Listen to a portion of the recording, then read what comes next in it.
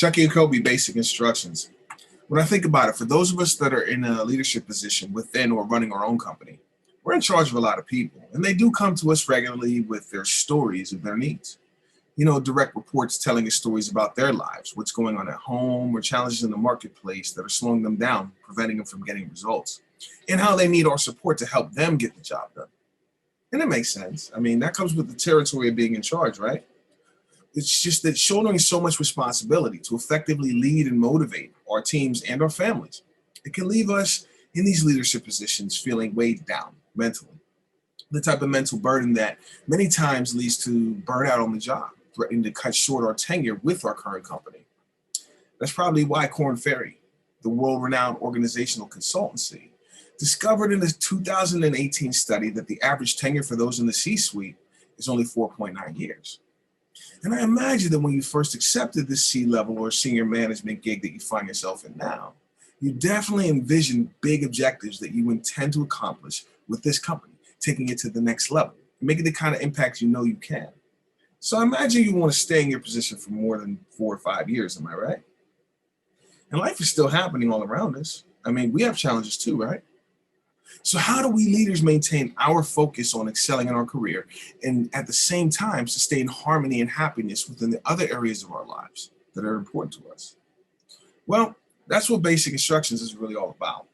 Because when I think about it, the principles for mastering work-life balance are actually very simple. I imagine that you can relate. Think about it. Who do us leaders turn to when we're feeling stuck or dissatisfied with the current state of affairs in our life? You know what I mean? Like when the tension of what's going on at home, in our relationships, with our physical health, or in our career and company, wondering to ourselves what we can do to get out of our own head, out of our own way, to elevate our company and move towards a more empowered and happy overall life experience.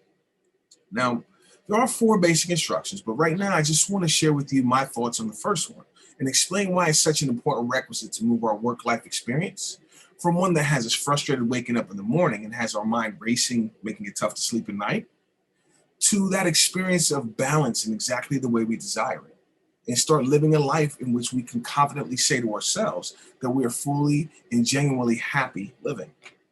In order for us to make that positive shift to how we feel about life overall now to what we want in the future, we first have to apply basic instruction number 1, let go of the past.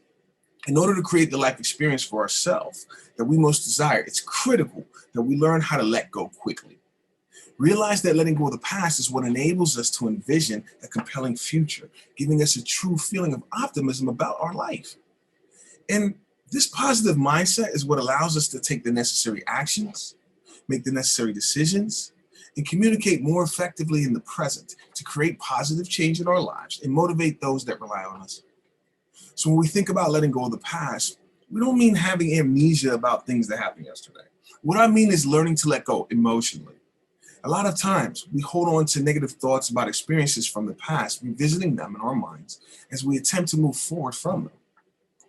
And I imagine you're a lot like me. Who else can admit to ourselves that we too have been guilty of holding on to negative thoughts, letting them affect how we feel and behave in the moment? Me too. My hand is up with you.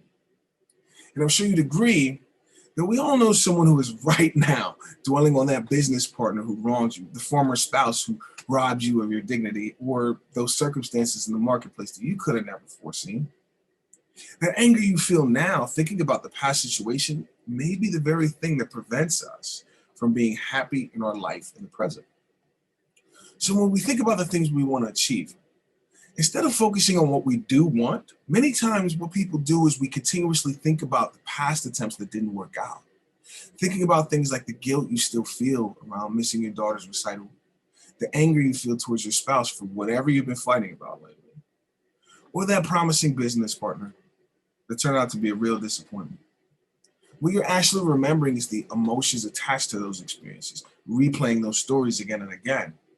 You consciously realize these things are not happening right now, but that feeling you have is actually happening in the present.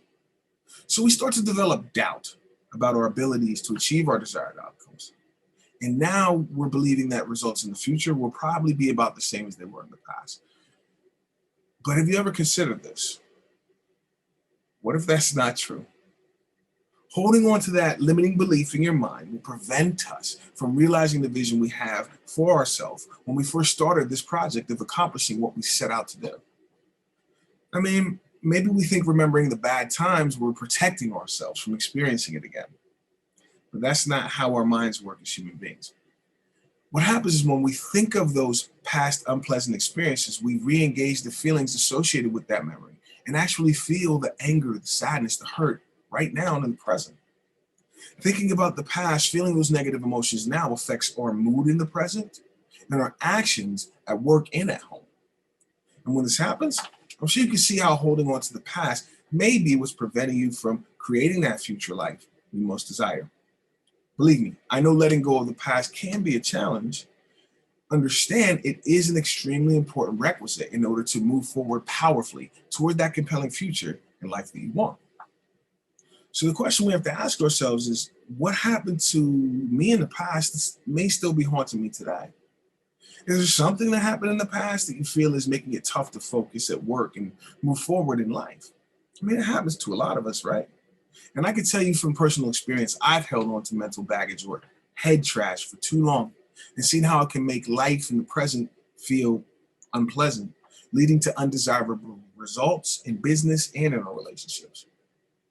Basic instruction number one, letting go of the past, gives you the ability to stay focused on the future in front of you, maintain our focus on where we are going, and leave the past behind. Think about it. That's why you're in the car, the windshield is exponentially bigger than that rearview mirror. You can let go of the past. Sometimes we just need someone to give us the basic instructions of exactly how to do it. Thanks for checking out the video. I mean, if you can relate to what I'm saying, comment below, man. Let's talk about it. Start a conversation. Mastering work-life balance is simple if you know the basic instructions.